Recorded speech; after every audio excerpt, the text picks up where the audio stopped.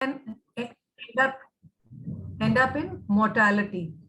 Excuse me ma'am, sorry for disturbing. in Hindi please, staff नहीं समझ पाएगा ऐसे. Okay, बिल्कुल ठीक, sorry, my fault. So PPH is postpartum hemorrhage, and postpartum hemorrhage का मतलब है कि जब बेबी आता है उसके बाद प्लेसेंटा आधे घंटे में आना चाहिए. कभी कभी प्लेसेंटा नहीं आता और बहुत ब्लीडिंग हो सकती है, और बहुत बार प्लेसेंटा आने के बाद भी ब्लीडिंग हो सकती है अगर यूट्रस कॉन्ट्रैक्ट ना करे. सो ये एक ऐसी कंडीशन है जो कि लाइफ थ्रेटनिंग हो सकती है मदर के लिए, मैटरनल डेथ में एंड अप कर सकती है, बिकॉज सडनली बहुत सारा ब्लड लॉस हो जाता है मदर का. सो सबसे इंपॉर्टेंट बात यह है कि हमें पहले पता होना चाहिए कि ये कब हो सकता है, कौन सी कंडीशंस में हो सकता है, और अगर हो रहा है तो हमारे को बिना पैनिक करे उसको कैसे डील करना है. हर लेवल के बंदे को पता होना चाहिए, जो लेबर रूम में पेशेंट के साथ है, from the staff nurse to GDA to doctor to anaesthetist, सबको एज अ टीम वर्क काम करना होता है जब ये प्रॉब्लम होती है. सो बेसिकली हमारे को क्या चीज में ध्यान रखना है कि पहले तो प्रोसेस समझना है कि क्या कैसे होता है. पहले फीटस आएगा बाहर, बेबी बाहर आएगा, फिर यूट्रस कॉन्ट्रैक्ट करता है और प्लेसेंटा सेपरेट होता है, और प्लेसेंटा सेपरेट होने के बाद यूट्रस फिर से कॉन्ट्रैक्ट करता है. So I would request to put yourself on mute, please. There's a lot of disturbance. So basically what we have to look for at all point of time is कि एक stipulated time में, जितने time में से आधे घंटे के अंदर प्लेसेंटा अगर नहीं आया है तो तुम्हें अलर्ट हो जाना है कि थिंग्स कुड गो रॉन्ग, कुछ प्रॉब्लम हो सकती है. सेकेंडली, अगर बहुत ब्लीडिंग होने लगी है तब भी तुम्हें ध्यान रखना है कि क्या करना चाहिए अभी हमें. और अगर पेशेंट शॉक में चला गया या रेफर होके आपके पास शॉक में आया है एक्स्ट्रा ब्लीडिंग के साथ, तब आपको कैसे मैनेज करना है. तो ये सारी चीजों का हमें ध्यान करना है कि ये किस किस कंडीशन में हो सकता है. इसके लिए भी अपना दिमाग हम सबको अलर्ट रखना है जब हम डिलीवरी कंडक्ट करा रहे हैं. तो एक तो सबसे इंपॉर्टेंट बात ये ध्यान रखनी है कि नॉर्मल डिलीवरी में कितना ब्लड लॉस होता है. नॉर्मल डिलीवरी अगर हम देखते हैं तो almost 500 ml normal delivery, vaginal delivery में, और सिजेरियन में तो almost 800 ml to 1 litre of blood loss हो सकता है. सो पीपीएच, पोस्टपार्टम हेमरेज, हम तभी बोलते हैं अगर नॉर्मल डिलीवरी में 500 ml से ज्यादा और सिजेरियन में 1 लीटर से ज्यादा एक्स्ट्रा ब्लड लॉस हो जाता है. तो अब अगर एक्स्ट्रा ब्लड लॉस हो रहा है तो हमें कैसे पता चलेगा? हम मेजर तो कर नहीं सकते, कोई कटोरी तो रखी नहीं हुई है हमने नापने के लिए, ग्लास तो रखा नहीं हुआ नापने के लिए कि कैसे हो रहा है. तो हमारे को ये देखना होता है कि कितनी सोकेज हो रही है, कितने पैड सोक हो रहे हैं, कोई क्लॉट्स तो नहीं निकल रहे, जैसे फिस्ट की तरह बड़े बड़े क्लॉट्स तो नहीं निकल रहे हैं. तो उससे हमारे को अंदाजा लगाना होता है कि कितनी ब्लीडिंग हो रही है. रेड एक्टिव फ्रेश ब्लड आ रहा है, मसाज करने के बाद भी ब्लड आता चला जा रहा है, तो हमारे को उसी टाइम अटेंटिव हो जाना चाहिए कि चीजें ठीक नहीं है पेशेंट के साथ. सो अब देखना नेक्स्ट स्टेप क्या होता है कि हाइपोवोलीमिया यानी ब्लड लॉस की वजह से पेशेंट को जो अंदर उसका सर्कुलेटिंग ब्लड वॉल्यूम है वो कम हो रहा है, तो क्या होएगा? उसकी पल्स बढ़नी शुरू हो जाएगी, उसका बीपी फॉल करना शुरू हो जाएगा, उसको टेकिकार्डिया हो जाएगा. और अगर तुम सैचुरेशन, आजकल तो सबको पता है कोविड के बाद के ऑक्सीमीटर लगाओ और सैचुरेशन देखो, तो अगर सैचुरेशन फॉल करनी शुरू हुई हुई है तो इसका मतलब पेशेंट प्रॉब्लम में आना स्टार्ट हो गया है ऑलरेडी. तो और अगर 5 मिनट के अंदर अंदर पूरा एक पैड सोक हो जा रहा है पेशेंट का, तो इट इज एन इंडिकेटर कि हाँ ध्यान करो ये पीपीएच हो सकता है. सो ये बड़ी अच्छी डायग्राम बनाई हुई है देखने के लिए कि ऑलमोस्ट अगर आप सैनिटरी पैड पहने हैं तो मिडिल का 1/3 सुपरफिशियली सोक्ड है, ऊपर से ब्लड में है, बाकी सारा सूखा है, तो ऑलमोस्ट 30 ml आप उसके मान के चलोगे. पूरा पैड, बीच की डायग्राम देखिए कि पूरा पैड सोक्ड है, तो 100 ml हो चुका है. और छोटा सा स्वॉब, जैसे हम एपिज़ोटमी स्टिच करते टाइम छोटे छोटे स्वॉब यूज करते हैं 10 into 10 सेंटीमीटर वाले, तो वो ऑलमोस्ट फुल्ली अगर सोक्ड है तो that is 60 ml. So this is just to give you an idea without measuring actually how much of blood loss the patient could be having. So अभी जैसे मैंने बताया कि अगर ब्लड लॉस हो रहा है और पेशेंट पोस्टपार्टम हेमरेज की तरफ जा रही है, तो फटाफट से पल्स देखनी है पेशेंट की, कितनी जा रही है, पल्स 100 से ऊपर तो नहीं जा रही, 90 से ऊपर तो नहीं जा रही, पहले कितनी थी और अब कितनी हो गई है। सो जब डिलीवरी के लिए पेशेंट आई है तो बेसलाइन उसका ब्लड प्रेशर और पल्स देखनी बहुत बहुत जरूरी है। उसका रेस्पिरेटरी रेट कितना है, नॉर्मल 16 to 18 है, मगर पेशेंट डिलीवर करी है तो थोड़ा ज्यादा भी हो सकता है, 20-22 भी हो सकता है। बट अगर 24-25 से ऊपर जा रहा है पेशेंट का रेस्पिरेटरी रेट, 1 मिनट में इससे ज्यादा बारी वो ब्रेथ ले रही है, तो इसका मतलब वो हाइपोक्सिक हो रही है, उसमें ऑक्सीजन की कमी हो रही है, तभी वो बहुत जल्दी जल्दी सांस ले रही है। सो इलेक्ट्रॉनिक मॉनिटर रखो, चाहे नॉर्मल सिंपल स्टेथोस्कोप लगा करके मर्करी वाला ब्लड प्रेशर नापने वाली ऑपरेटर्स रखो, आपको उसका ब्लड प्रेशर देखना बहुत जरूरी है। अब एक बड़ा मोटा मोटा सा हिसाब है देखने के लिए पेशेंट शॉक में जा रही है कि नहीं, इसको शॉक इंडेक्स बोलते हैं। आपकी पेशेंट की पल्स कितनी है और उसका सिस्टोलिक ब्लड प्रेशर कितना है। यानी अगर पेशेंट 100/70 उसका ब्लड प्रेशर है और 100 पल्स है तो 100 डिवाइडेड बाय 100 1, और अगर सिस्टोलिक ब्लड प्रेशर 90 हो गया और पल्स 110 हो गई है तो इसका मतलब रेशो 1 से कम हो गई है। 1 से कम होते ही रेशो, इसका मतलब पेशेंट शॉक में जा रही है।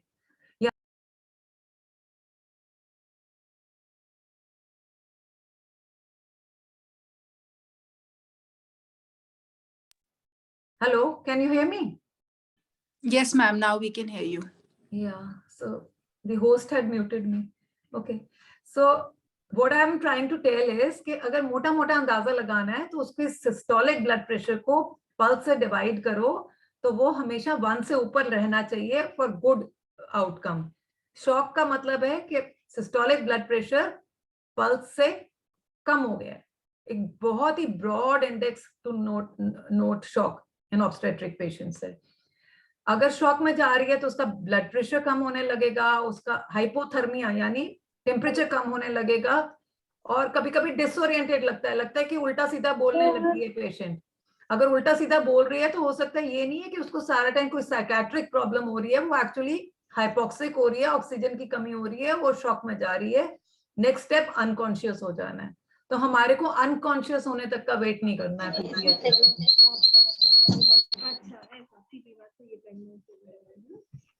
Everyone, please go on mute, please.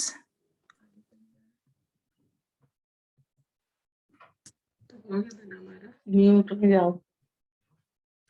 So basically अब व्हाट इज पीपीएच, क्यों होता है पीपीएच, इसके कारण क्या है। एक तो पहले ये चीज समझनी है कि पीपीएच या पोस्टपार्टम हेमरेज यानी डिलीवरी के बाद होने वाला एक्सेसिव ब्लड लॉस 2 ग्रुप्स में डिवाइडेड है, एक प्राइमरी पीपीएच और एक सेकेंडरी पीपीएच।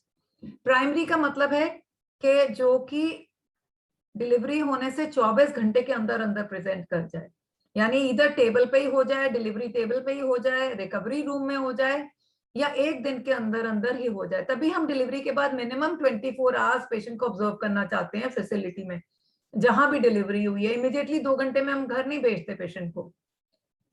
और दूसरी चीज है सेकेंडरी पीपीएच। सेकेंडरी पीपीएच का मतलब होता है कि जो पीपीएच 24 घंटे के बाद स्टार्ट हुए और नेक्स्ट 1.25 महीने में, 6 वीक्स में, 42 डेज में कभी भी हो जाए। कभी कभी पेशेंट घर से आती है बहुत ब्लीडिंग लेके, जो घर से ब्लीडिंग लेके आती है that is secondary. Too much of disturbance, please mute yourself. So जो सेकेंडरी पीपीएच होता है that is generally because of infection.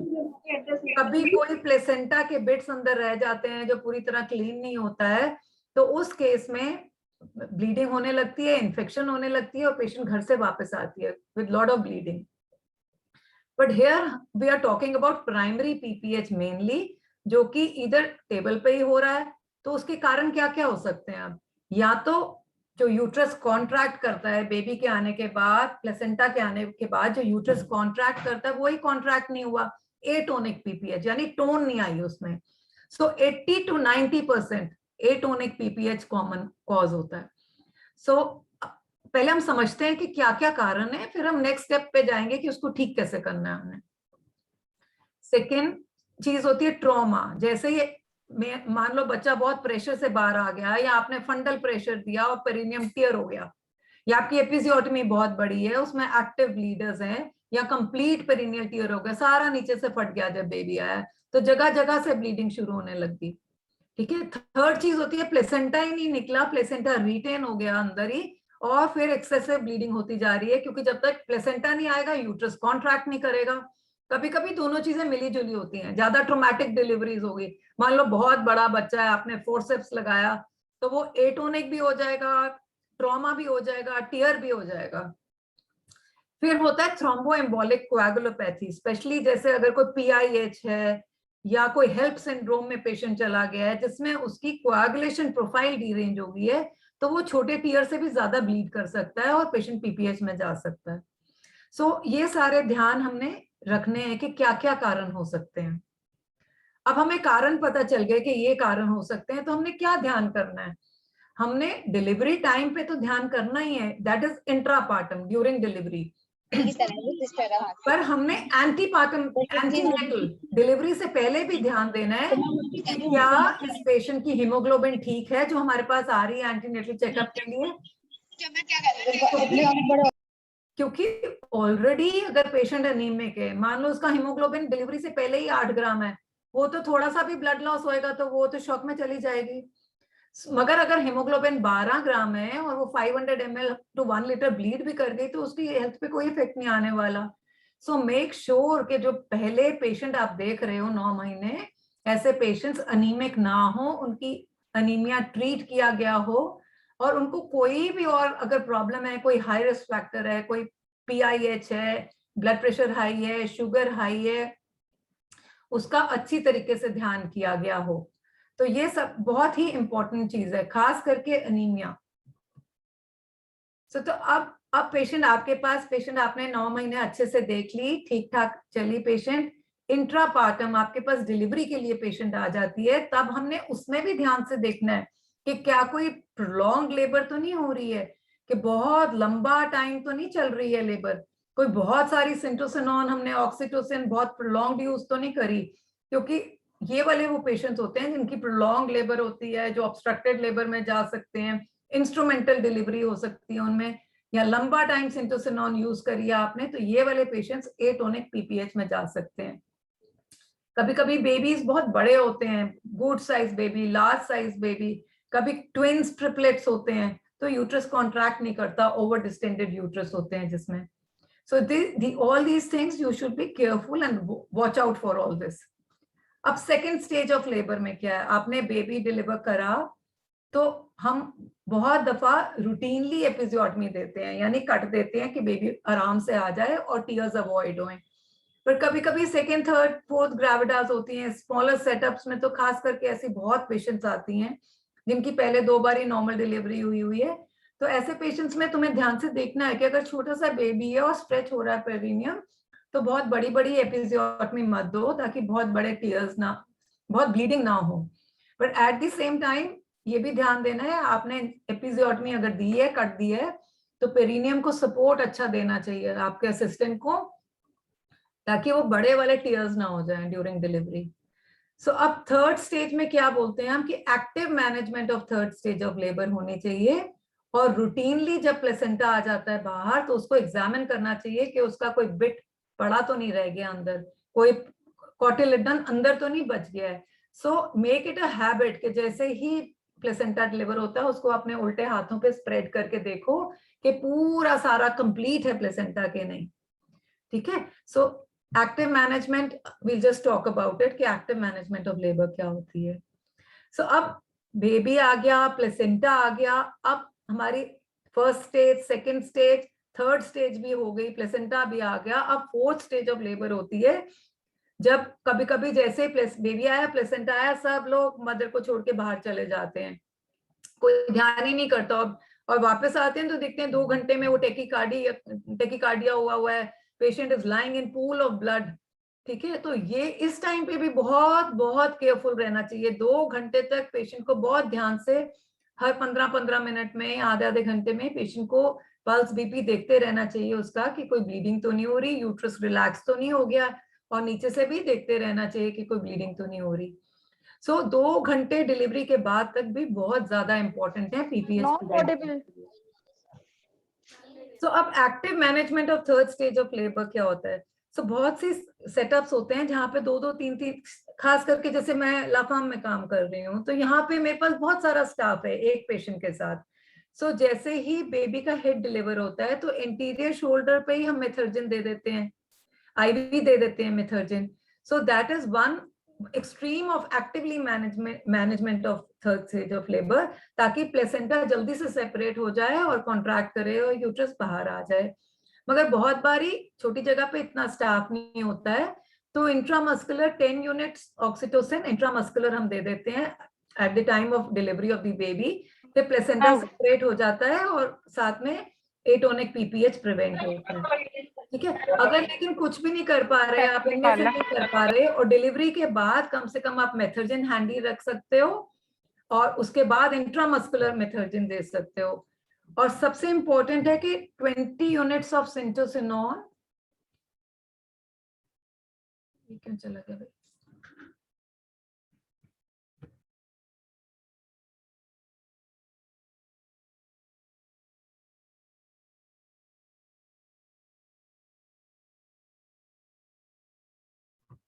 Hello, I think, can you hear me? I can't see anything. Yes. Yeah. Yes, we can hear you. All right.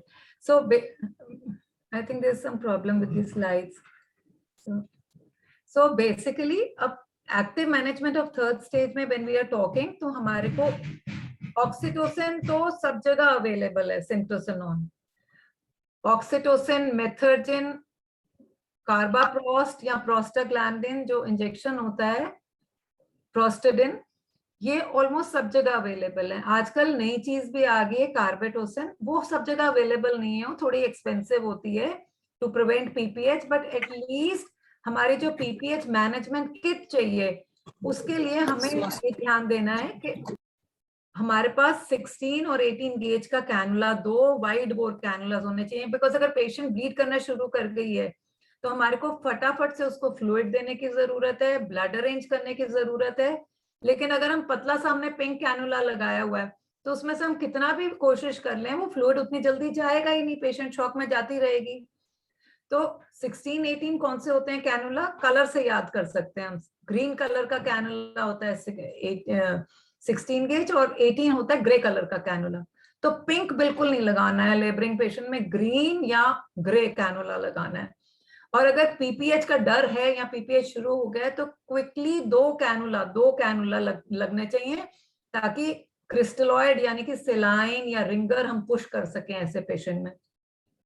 Blood देने की जरूरत पड़ेगी तो इन्हीं cannula से फटाफट से ब्लड भी जा सकता है इसमें। सो अब हमारे पास नॉर्मल सेलाइन होना चाहिए या रिंगर लैक्टेट होना चाहिए, सिरिंजेस होने चाहिए। जब हम ड्रिप लगा रहे हैं तो फटाफट से हमें उसी टाइम सिस्टर लोगों के साथ एक टीम वर्क की तरह काम करना है हमने, कि जैसे ही कैनुला लगाया है इमीडिएटली आपने सैंपल लेना है क्रॉस मैच के लिए, क्योंकि पता नहीं कब किसमें कितना ब्लड की जरूरत पड़ जाए।